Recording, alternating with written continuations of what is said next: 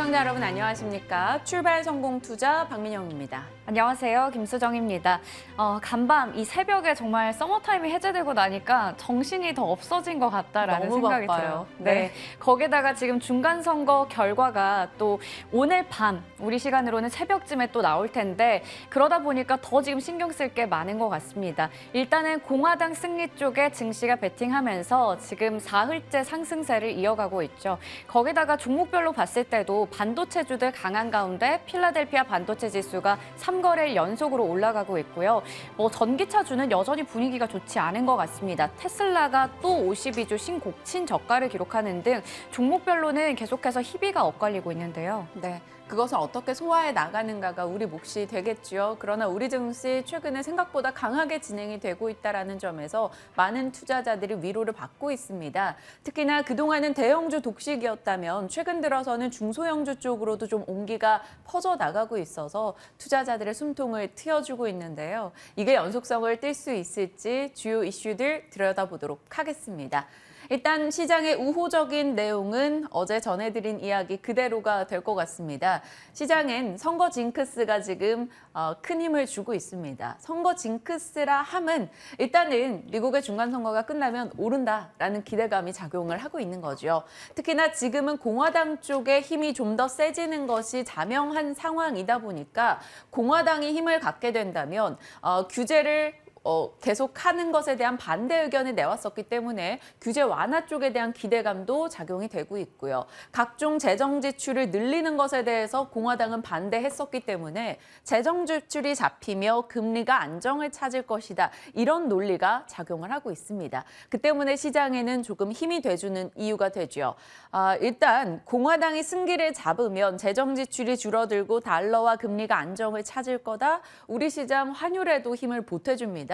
원달러 환율이 어제 무려 16원이나 떨어졌죠. 1384원대까지 떨어지면서 외환시장의 움직임이 우리 외국인 수급을 불러오고 외국인 수급이 다시 한번 달러 약세 움직임을 불러오고 이게 반복되면서 시장에는 힘이 돼주고 있습니다. 그리고 중국 당국은 지속적으로 부인하지만 정말 매일같이 리오프닝에 대한 기대, 외신 보도는 같이 나오고 있어서 이 이슈들이 시장을 지지해주고 있는 상황입니다. 이것이 어제 우리 장도 그랬고요. 뉴욕장에도 영향을 줬습니다. 공화당 승리 배팅 관련한 이슈들이 많이 부각이 되면서 꽤나 강하게 올라가는 움직임이 나타났습니다. 승리 배팅이라는 게 결국에는 금리와 달러가 안정된다라는 쪽의 기대인 거죠. 자, 그런데 장중의 변동이 상당히 크게 진행이 됐었습니다. 고점 대비 한 2.5%까지 순식간에 빼버리는 상황이 발생을 했는데 어떤 일이 있었나 들여다봤더니 이겁니다. 세계 두 번째 암호화폐 거래소인 FTX 유동성 위기가 불거졌습니다. 그러면서 위험자산 일부 암호화폐 관련한 종목들의 급락이 진행이 됐었죠. 비트코인이나 이더리움 그리고 관련주들이 모두 폭락하는 사태가 벌어졌습니다. 그러면서 순식간에 변동을 좀 키웠었는데 그럼에도 불구하고 일단 반도체 종목들을 필두로 해서 나름의 종목들이 안정을 찾으면서 회복한 채 거래를 마쳤죠. 다우지수는 1% 이상 올라갔고요. 나스닥과 S&P 500도 0.5% 내외 상승 확인이 됐습니다. 이 FTX 이야기 좀 살짝 해보죠. 세계 2위 암호화폐 거래소입니다. 유동성 위기가 불거졌고요. 뱅크런이 발생했다라고 합니다. 그러다 보니까 세계 최대 암호화폐 거래소 바이낸스가 이걸 인수한다라는 이야기가 등장을 했고요. 어찌됐건 암호화폐에 대한 불안감이 확산되기 시작했습니다. 비트코인과 이더리움이 급락으로 순식간에 진행이 됐고요. 암호화폐뿐만이 아니라 관련주들 다 밀립니다. 코인베이스 11% 폭락이었고요. 그 밖의 종목들도 20%까지 빠지기도 했습니다. 비트코인, 이더리움과 함께 관련주가 내려갔고 FTX가 지분을 많이 갖고 있다는 로빈후드도 크게 급락하며 14% 밀렸죠. 루나에 이어서 또 하나의 코인이 0으로 수렴하는 게 아닌가라고 시장에서는 우려의 목소리를 냅니다. 일단은 코인 시장이 좀 국한된 움직임이겠습니다만 다른 위험 자산으로 불똥이 튀지 않을까 살짝의 불안감은 남겨놓고 있는 상황이죠. 자, 어찌됐건 좋은 쪽 이야기를 들여다보면 태양광입니다. 사실 민주당의 힘이 약해질 것이다라는 우려 속에 태양광 관련주들은 최근에 좀 좋지 않았었죠. 어제도 크게 밀렸었고요. 그런데 이럴 때 실적이 참 중요하다라는 걸 느낍니다. 솔라이치와 썬파워가 어닝 서프라이즈를 냈고요. 가이던스도 굉장히 좋게 발표를 했습니다. 그러면서 태양광 전반을 끌고 가는 모습이 나타났죠. 솔라이치 19%, 썬파워도 10% 이상의 급등이 나왔고요. 요 이슈도 하나 있더라고요. 2030년 인도가 친환경 에너지 목표 달성에 400조 이상을 투입할 거다. 인도는 지금 성장하는 시장이기 때문에 이쪽 시장에 이 강한 돈에 들어간다? 당연히 세계 태양광이나 풍력 쪽에 호재 아니야? 이런 식의 이슈도 등장을 했습니다. 태양광 그리고 풍력주 좋은 흐름 나타냈고요. 국내 산업부에서는 풍력 쪽에 조금 힘을 실는 이슈가 등장을 하는데 과연 어떻게 반응을 할지는 잘 모르겠습니다. 오늘 한번 개장 이후 지켜보도록 하죠. 자, 태양광은 태양광이고요. 최근 들어서 가장 우리 마음에 들어오는 종목들은 이거겠죠. 반도체. 필라델피아 반도체 지수가 2% 이상 또 올랐고요. 엔비디아, 마이크론, 램리서치, 퀄컴, 브로드컴, 인텔 등의 주요 반도체 제조사부터 장비사까지 줄줄이 올라가는 모습이 있었습니다. 일단은 공화당 승기 배팅 관련해서도 기대감이 있는 상황이고요. 중국의 리오프닝 시에도 반도체 쪽의 재고 소진에 대한 기대감도 갖고 있는 상황이기 때문에 관련해서 계속해서 관심을 받고 있는 겁니다. 우리 시장도 관련한 종목들의 이 힘이 괜찮다라는 걸 지속적으로 확인하고 있죠. 자, 시장에서는 어제 2차 전지 독식에서 조금씩 온기가 퍼져나가는 흐름을 감지하고 있습니다. 그 전 거래일에 반도체, 게임, 화학 등이 같이 올라왔고요. 어제는 2차 전지 쪽은 내려가고 반도체, 게임, 인터넷 쪽이 올랐습니다. 성장주 투자 심리가 회복되는 영향도 있고요. 어찌됐건 올라가는 종목들의 스타일이 조금 바뀌게 된다면 어느 쪽이 다음 주자가 될 것인가는 결국 수급을 봐야겠죠. 어제자 기준으로 외국인의 보유가 늘어난 종목들을 살펴봤습니다. 일단 거래 대금 기준이고요. 외국인은 삼성전자, 삼성 SDI, LG 에너지솔루션, LG 이노텍 전부 다 IT 전기 전자 업종에 들어갑니다. 이쪽으로 매수세가 대다수 집중이 됐고요. 네이버나 OCI, LG 디스플레이, HMM 그동안 소외됐던 종목들로도 관심을 뒀다라는 게 눈에 띕니다. 기관도 조금 비슷한 맥락이고요. 아모레퍼시픽도 최근에 기관의 매수 유입이 좀 잦다라는 점 확인해 보시길 바랍니다. 일단 어제 외국인이 코스닥 쪽에서도 성장주 쪽 베팅을 꽤나 했다라는 점도 눈에 띄고요. 기관에서는 동진세미캠, 원익IPS와 같은 IT 쪽에 살짝 수급 집중을 했다라는 것도 확인이 됩니다. 이와 관련한 내용들 지금부터 좀 더 자세히 이어가 보죠.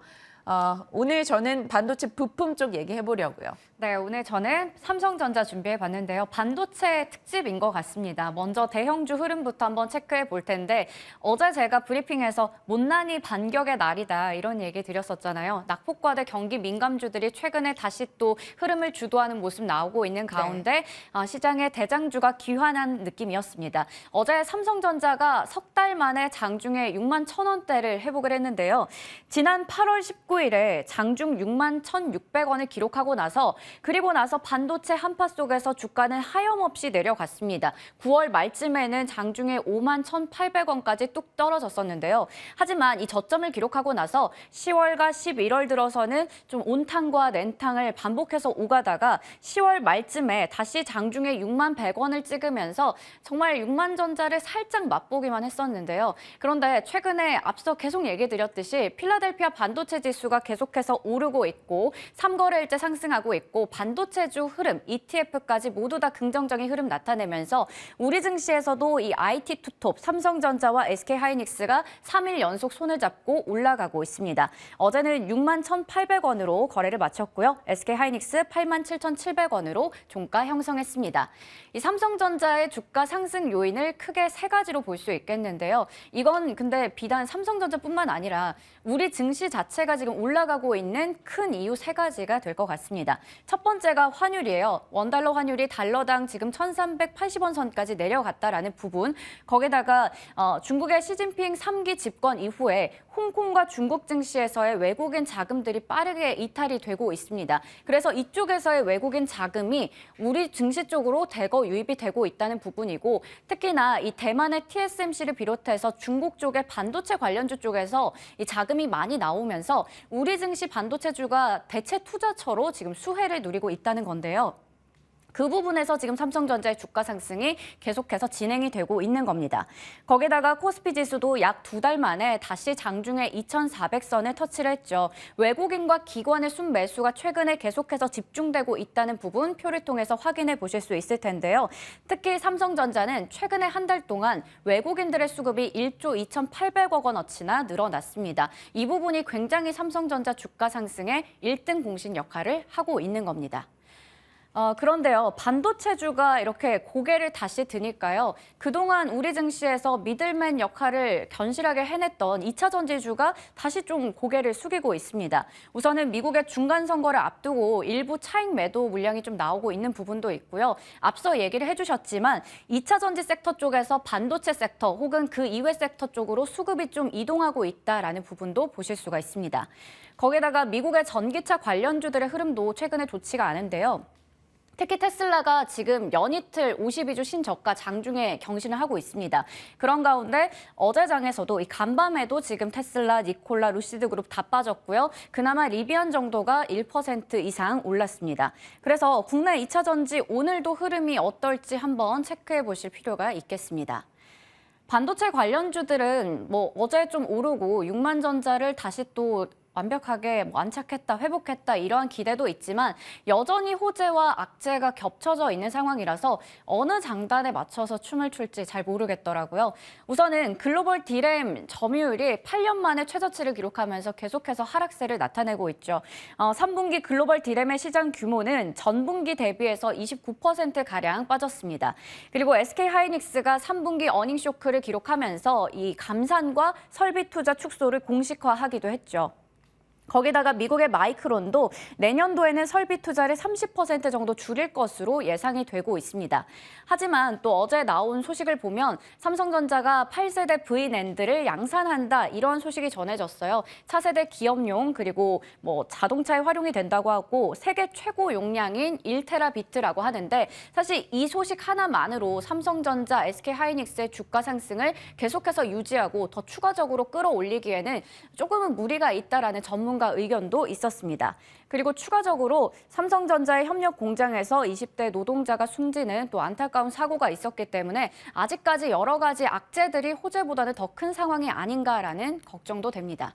그래서 증권가에서는 어떻게 생각하고 있는지 좀 뷰를 체크해 봤는데요.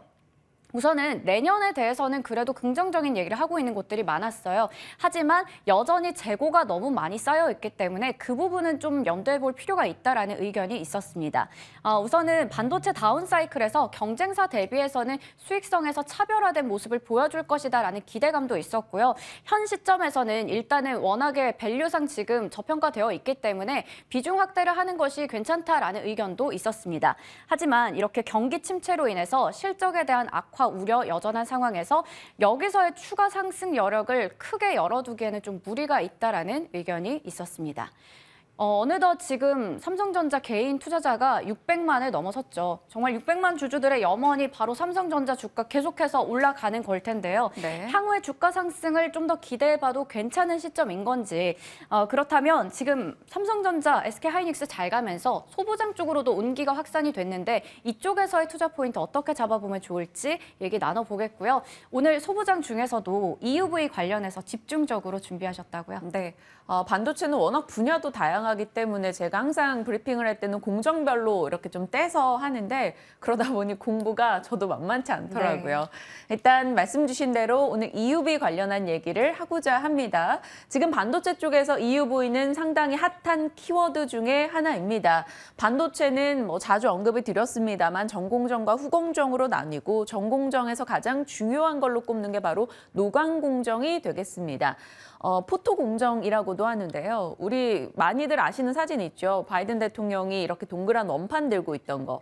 그 웨이퍼에다가 빛을 쬐서 반도체 회로를 새기는 것이다라고 보시면 되겠습니다. 그리고 그 쬐는 빛 종류 중에 하나가 바로 극자외선 EUV라고 보시면 되죠. 이 노광 공정은 상당히 중요합니다. 반도체 전체 제조 공정에서 시간의 한 40에서 50%가 여기에서 쓰인다고 하죠. 그리고 비용의 35%도 이쪽에서 들어갑니다. 그만큼 중요하다라는 거죠. 반도체 미세 회로는 결국엔 노광 공정에서 빛을 얼마나 빨리 세세하게 요밀조밀 쏘느냐에 달려 있습니다. 성능 개선으로 이어질 수 있다라는 거고 EUV 공정을 썼을 경우에는 이 비용 자체도 조금 줄어들 수 있다라고 합니다. 그래서 EUV 공정에 대한 관심이 그 어느 때보다 높은 지금인 거죠. EUV 관련주 한다면 뭐 당연히 이 노광 장비는 ASML이죠. 거의 세계 독보적인 업체이고요. 지금 이 시장에 뭐 뛰어든다라고 이야기를 꺼내놓은 게 삼성전자 등인데 아직까지 뭐 당연히 가늠할 성과는 없는 상황이고요. EUV 관련주로는 이런 식으로 많이 언급이 됩니다. 그런데요. 어제장에서 또 이게 이슈가 됐어요. 반도체 포토마스크가 부족하다. 이 포토마스크가 부족해서 지금 납기가 최대 7배 정도 지연되고 있고 다른 반도체 부족 사태까지 이어질 수 있다. 이런 이야기가 나왔습니다. 그러면 지금 포토 공정의 과정을 살짝 공부를 해본다면요. 이 동그란 웨이퍼가 있고요. 웨이퍼에 이 감광액이라고 하는 소재, 포토 레지스트를 깝니다. 그리고 포토 마스크에 있는 것을 렌즈를 통해서 보면서 새기는 작업이다라고 보시면 될 것 같아요. 자, 그럼 EUV 공정 관련주라고 했을 때는 이 포토 레지스트도 들어갈 거고요. 포토 마스크도 들어갈 거고요. 관련한 소재 장비 쪽도 들어가게 될 겁니다. 그래서 EUV 관련주들을 이렇게 정리할 수가 있는데요. 어제장에 상당히 다 좋은 흐름이 나왔습니다. SNS텍은 뭐 EUV 관련해서 대장주로 꼽힙니다. 이 포토마스크 원재료인 블랭크 마스크를 제조 판매하고 있고요. 동진세미캠은 아까 강강액 얘기했죠. 이 포토 레지스트 국내에서 거의 유일무이하게 생산해내는 업체입니다. 이 두 업체가 일본 업체들을 뚫고 국내에서 이것을 국산화한 업체로 꽤나 많이 알려져 있죠. 그리고 화학 섹터로 꼽히는 경인 양행도 관련해서 소재 생산을 한다라고 하고요. STI, FST 뭐 일부 종목들 거론이 되고 있습니다. 어제장에 시세를 냈고요. 이 중에서 어제 동진세미캠 같은 경우는 꽤나 좋은 흐름이 나왔습니다. 그런데 출발부터 좋았던 건 아니고요. 오후 2시경에 갑작스럽게 급등을 했습니다. 실적이 좋을 걸로 예상은 했는데 동진세미캠 실적이 꽤나 더 좋았던 거죠. 영업이익이 전년 동기 대비해서 80% 정도 폭증하는 흐름이 나타났고요. 그래서 한번 찾아봤더니 영업이익률이 2021년도 2분기부터 계속해서 개선되고 있다는 점이 눈에 띄었습니다. 동진세미캠 오늘장 시세의 연속성을 띌 수 있을지 궁금하고요. 그리고 저희 출발 성공 투자에서 SNS텍, 동진세미캠이 자주 거론이 됐었더라고요. 김진만 어드바이저가 동진세미캠 9월경에 얘기했고요. SNS텍은 8월에, 나종식 어드바이저도 9월에, 사용관 차자임도 11월에 이야기를 했습니다. 출발 성공 투자에서 이상엽 이사도 전략으로 줬던 바가 있었던 만큼 꾸준하게 체크해 나가도록 하고요. 오늘도 살짝 유창희 대표님의 의견 여쭤보겠습니다. 네, 그럼 이어서 가나 안 가나 체크해 볼 텐데요. 지난 9월에 포르쉐가 상장을 했죠. 그러고 나서 글로벌 완성차 업체 중에서 시총 4위까지 올라갔습니다. 이렇게 슈퍼카 브랜드들의 상장 러시 가능성이 높아지고 있는 상황에서 람보르기니도 IPO를 준비한다라는 소식이 블룸버그 통신을 통해서 전해졌습니다. 증권가에서는 기업 가치를 150억 유로까지로 전망하고 있는 상황인데요. 그 속에서 또 관련주 찾기에 물이 올랐죠. 남성이 어제 정규장에서 23% 가까이 급등했었고요. 대원강업도 5%대, 다산네트워크스가 4% 가까이 올랐습니다. 다산네트워크스는 토니노 람보르기니와 합작법인을 설립했던 부분이 부각되면서 어제 관련주로 묶였거든요. 이 부분에 대해서도 좀 뉴스 계속해서 체크해 보시면서 투자에 도움 얻으시길 바라겠습니다. 확실히 이슈들이 중소형주를 좀 들썩이게 할 만한 내용이 많다라는 게 느껴집니다. 저희가 선점할 수 있는 게 무엇이 있을지 고민하면서 지금부터 저희와 전략 챙겨보시죠.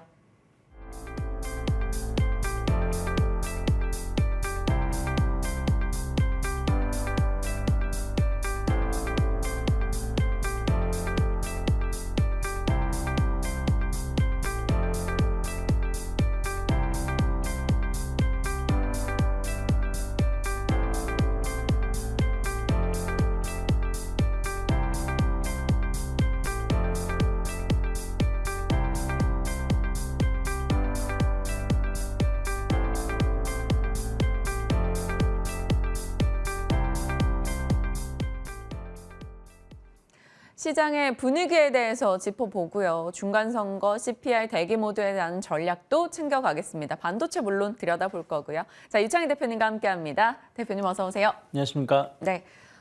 외국인 수급의 우호적임에 대해서 많은 이들이 지금 기뻐하고 있어요. 뭐 차이나 런에 의한 뭐 수혜다, 혹은 달러 약세 덕분이다, 뭐 기타 등등 이야기가 나오고 있는데 어찌됐건 뭐 반갑고요. 또 그저 2차 전지만 가다가 지금 좀 다양하게 가는 것 같아서 네. 기분은 좋은데 이거 계속 이어지나요?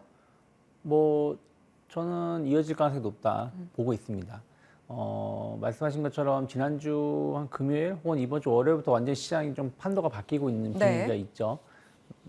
삼성전자는 계속해서 우상향하고 있고 그동안 좀 못 갔던 낙폭과대 종목군들이 좀 올라오는 부분들. 물론 이게 뭐 상승의 마지막 그냥 순환매가 아닌가라고 생각할 수 있겠습니다만은 전체적인 분위기는 저는 계속해서 우상향 기조가 이어질 가능성이 높지 않을까 판단하고 있어요. 왜냐하면 특별하게 나올 만한 악재가 없습니다. 그리고 지금 나오는 소식들은 다 우리나라의 우호적인 내용들이에요. 예를 들어서 이따가도 말씀드리겠습니다만은 달러가 계속 약세를 띄고 있다는 부분들. 이것 때문에 외국인들이 뭐 폭발적인 매수가 들어오는 건 아니지만 외국인들이 굳이 매도를 할 필요는 없다라는 것이죠. 왜냐하면 워낙 강세로 인해서 주가가 조금 조정이 나온다고 하더라도 그 수익률을 좀 고정시켜주는 역할을 좀 해주고 있기 때문이죠. 그래서 한 2달 만에 1,400원 이하로 내려왔고 어제도 달러 인덱스가 내려왔기 때문에 더 내려올 수 있다. 이게 뭐 가속화가 된다라면 저는 뭐 11월 말까지 해가지고도 1,300원 초반까지도 가능하지 않을까 좀 판단을 좀 하고 있고요. 그리고 이제 이건 조금 다른 이제 뭐 즉흥적인 얘기지만 지금 비트코인이나 가상화폐가 좀 간밤에 좀 문제가 발생을 했어요. 네, FTX 충격이 있었죠. 네. 근데 그런 부분들이 연초에는 약간 코인런 뭐 이런 부분들에 의해서 시장에 좀 우려감을 작용할 수 있겠습니다만은 지금은 오히려 그러한 것들이 증시에는 도움이 될 수도 있다라고 좀 보고 있어요. 이쪽으로 자금이 올까요? 자금이 들어올 가능성이 높다라는 것이죠. 어저께 금이 많이 올랐거든요. 이례적으로 많이 올라왔는데 그러한 부분들도 하나의 요인이 아닐까. 달러 약세, 채권 금리가 이제 더 이상은 아니지만 당분간은 좀 한 10년물 기준으로 4% 이상으로는 가지 않겠다라는 어떤 그런 부분들이 복합적으로 작용하고 또 약간 위험 자산, 주식보다 더 위험 자산인 코인 쪽에 좀 문제가 발생한다라면 금이라든지 이런 쪽이 좀 올라올 가능성이 매력이 있을 수가 있고 또 주식도 매력이 있을 수 있다 생각을 좀 하고 있습니다. 그래서 수급적으로 봤을 때도 더 좋아질 개연성이 있다. 주식시장만 본다라면 그런 측면에서 보신다라면 조금 더 긍정적으로 보시고 약간 금과 관련된 ETF라든지 이런 부분들도 한번 관심 있게 좀 보실 필요도 있지 않을까 판단하고 있습니다. 좋은 답변이고 긍정의 내용이신데 표정이 너무 어두워서 깜짝 놀랐습니다, 그런가요? 대표님. 네, 일단 좋은 이야기 해주셨어요. 살짝 FTX 관련해서 유동성에 대한 뭐 우려 이런 것도 조금 그렇게까지 오히려 국내로는 증시로는 호재성 이슈가 될 수 있다라고 얘기해 주셨기 때문에 지켜보겠습니다. 자, 뭐니 해도 개인 투자자들 이제 정말 600만이 주주가 된 삼성전자 궁금해하실 것 같아요. 야금야금 올라와서 이 자리까지 왔는데 결국 7만 전자 갈 수 있을지 기대감 가져도 돼요? 7만 전자는 잘 모르겠고요. 저는 이번 상승이 끝난다라면 삼성전자가 무너질 때라고 생각하고 있어요. 그러니까 지난번 7, 8월 달 상승세는 상승한 건 다른 점은 제가 이건 또 몇 번 말씀드린 것 같은데 네. 그때는 삼성전자가 먼저 바닥을 찍고 올라온 건 맞아요. 7월 달, 8월 달. 근데 딱 그 수준이었어요. 그리고 옆으로 쭉 행보하고 나서 9월 달, 10월 달 주가가 안 좋을 때 삼성전자가 먼저 하락을 했죠. 그러면서 오히려 저점을 이탈하는 모습을 보여주고 올라오고 있는데 지금은 그게 아니에요. 삼성전자 계속해서 올라오면서 주가가 하락할 때 삼성전자가 올라오면서 방어해주고 또 주가가 오를 때 삼성전자가 같이 올라와주면서 더 상승폭을 좀 키우는 모습을 보여주고 있거든요. 외국인들이 최근에 수급이 좋다라고 말을 하지만 엄밀히 따지면 삼성전자만 사고 있어요. 맞아요. 그리고 어제 그저께 이번 주에 전체적으로 2차 전지가 좀 조정을 받았지만 외국인들은 2차 전지 위주로 아직까지도 사고는 있습니다. 기관 투자자가 화학이라든지 철강이라든지 그동안 못 오른 쪽을 좀 매수해주고 있는 것뿐이라는 것이죠. 그렇기 때문에 외국인의 매수세 자체가 삼성전자에 집중되고 있다는 부분들 여러 가지가 이유가 있죠. 뭐 차이나 런이라고 해가지고 중국, 대만의 지정학 리스크 혹은 대중 무역 분쟁 이슈 이런 부분들이 결국에는 삼성전자 쪽에 조금 더 후한 점수를 주는 부분들이 좀 있고요. 그리고 뭐 전체적으로 봤을 때 실적이라든지 그리고 뭐 현금 자산이라든지 이런 측면에서 봤을 때 결국 삼성전자가 뭐 하이닉스라든지 마이크론 관련해서 어떤 우위 시장 선점은 계속 이어질 수 있다라고 좀 판단하고 있는 것 같습니다. 그리고 또 마찬가지로 하이닉스, 마이크론 이런 반도체 업체들은 또 살기 위해서 또 생산을 축소할 수밖에 없는 부분들, 또 그런 거에 대한 또 반사이익을 또 삼성전자가 가져간다라고 평가를 좀 하고 있기 때문에 지금 올라오는 것이거든요. 하지만 그렇다고 해서 뭐 8만 원, 10만 원 이렇게 간다라고 말씀드릴 수는 없습니다. 왜냐하면 시장 자체가 저는 뭐 한 2,500포인트 정도 혹은 요즘에는 조금 더 좋게 봐서 2,550포인트 언저리까지도 보고 있는데 딱 거기라는 것이죠. 뭐 2,800, 3,000 이렇게 보고 있는 건 아니다 보니까 삼성전자의 주가의 반등은 한 65,000원, 한 67,000원 정도, 65,000원 이상 온다라면 일단은 저는 비중을 줄이는 게 맞지 않을까 판단하고 있습니다. 네. 일단은 65,000원 보면 좋겠고요. 또 삼성전자가 65,000원 가면 또 지수도 좀 더 힘을 내줄 그쵸. 수 있는 상황이기 때문에 지켜보겠습니다. 추가적으로 삼성전자의 흐름 보면서 저희가 계속 업데이트해 나가도록 할게요. 자, 이렇게 삼성전자 뭐 이런 반도체 대형사에서 힘을 좀 받아가는 모습이 나오다 보니까 소부장 쪽도 기대감이 등장을 네. 하는데 저는 오늘 브리핑은 EUV 쪽에 완전 초점을 맞춰서 네. 해봤습니다. EUV 관련주에 대한 뷰가 있으시다면 주시고 아니면 다른 소부장을 대안으로 주셔도 돼요. 네. 뭐 삼성전자가 오르다 보니까 반도체 관련해서도 관심이 많은 것 같아요. 최근에 반도체 부품, 장비, 뭐 소부장 이런 쪽을 좀 보신다라면 소리 소문 없이 좀 올라오고 있습니다. 네. 그러면서 추세도 좀 바닥을 다지고 뭐 어떤 기업은 뭐 한 30, 40% 이상 올라온 기업도 있어요. 그래서 저는 이러한 흐름들은 좀 더 이어질 가능성이 높지 않을까 좀 판단하고 있어요. 자동차 관련해 가지고요. 그러니까 D램이라는 낸드 이런 쪽 빼고요. 자동차 반도체 쪽은 내년 말까지도 공급이 상당히 불안정할 수 있다라고 얘기를 하고 있어요. 저도 관계자한테 얘기를 들었었는데, 그 EUV라든지 여러 가지 이유들이 있어서 생산이 생각보다 많지 않다고 합니다. 그래서 지금도 업체들이 발을 동동 굴리고 있다라고 하고 있고요.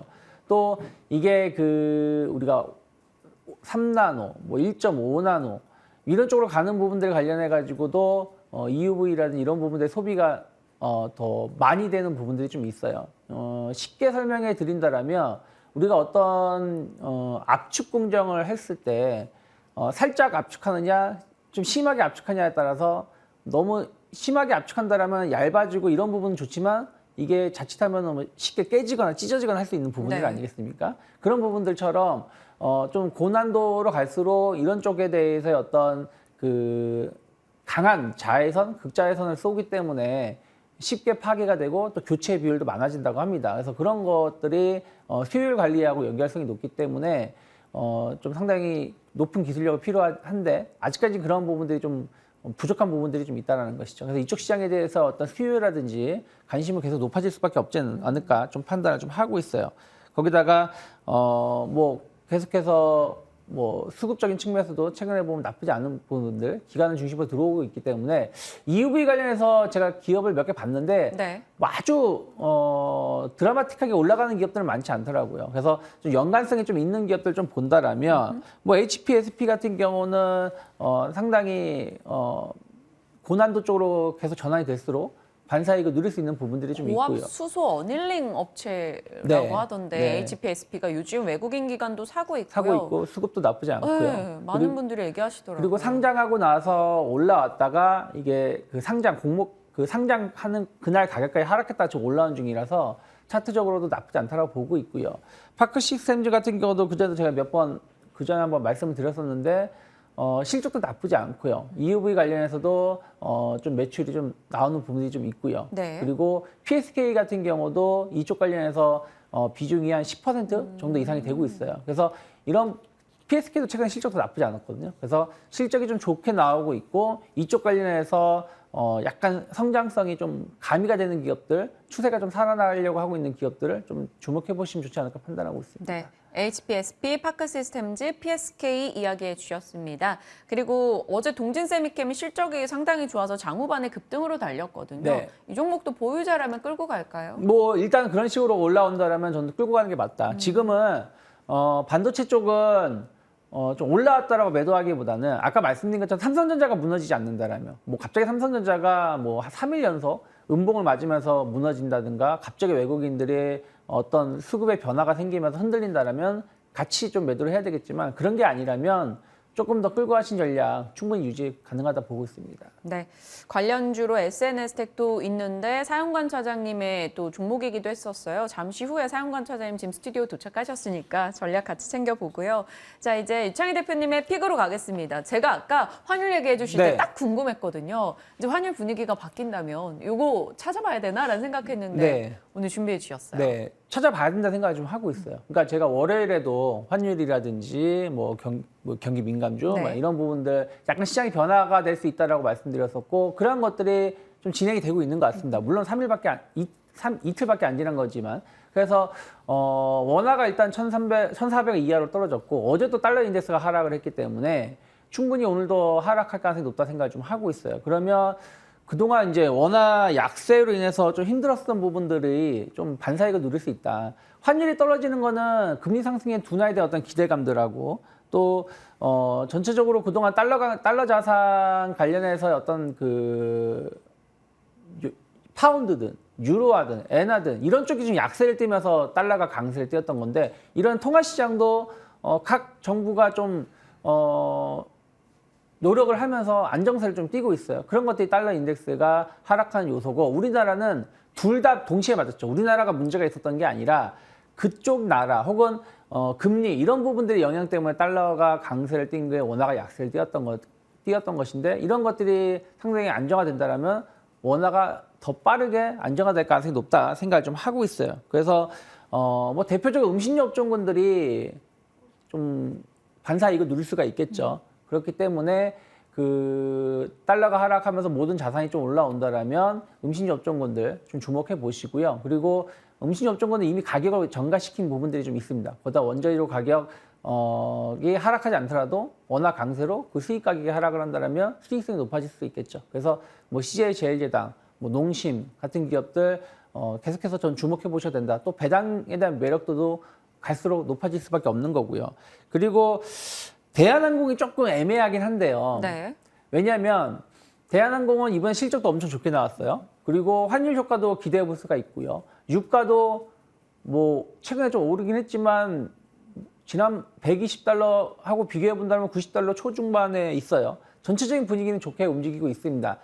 다만 이제 대한항공이 이제 아시아나항공을 어떻게 할 것인가. 아시아나항공을 인수한다는 조건으로 대한항공이 산업은행에 지원을 받았었던 네. 것이기 때문에 이러한 부분들이 어떤 역할을 보일지 모르겠지만 어쨌든 실적이 좋았고 대외 변수가 나쁘지 않게 변화가 된다라면 일단 주가는 긍정적일 수밖에 없지 않을까 판단하고 있어요. 그래서 조금 대한항공이 약간 저평가되어 있는 부분들을 회복할 수 있는 부분들을 좀 더 연장선으로 갈 수 있지 않을까 판단하고 있고요. 그리고 엔터주들 봐야 된다 생각하고 있어요. 엔터는 왜요? 엔터주들 같은 경우는 어쨌든 달러 강세 때문에 그러니까 어떻게 보면은 그 좀 피해를 봤었던 부분들이 좀 있었거든요. 예를 들어서 JYP 엔터테인먼트 같은 경우는 일본 관련해서 공연이 많은데 일본 엔화가 좀 약세를 띄었던 부분들이 좀 강세를 띄워준다라면 좀 수익성을 좀 볼 수가 있겠죠. 그렇기 때문에 그런 부분들에 대해서도 좀 긍정적인 평가를 해볼 수 있지 않을까 좀 판단을 좀 하고 있습니다. 네, JYP 엔터는 어제 외국인이 또 보유 증가 종목 1위이기도 했어요. 코스닥 내에서 한번 지켜보겠습니다. CJ 제일제당, 농심 그리고 JYP 엔터 이렇게 좀 추려주셨고요. 대한항공은 아시아나항공 관련해서 또 이슈가 있으니 조금은 지켜보자라는 판단입니다. 자, 시장 뭐 반도체부터 또 소부지항 그리고 환율의 움직임에 따른 종목까지 짚어봤습니다. 유창희 대표 함께했네요. 고맙습니다. 고맙습니다.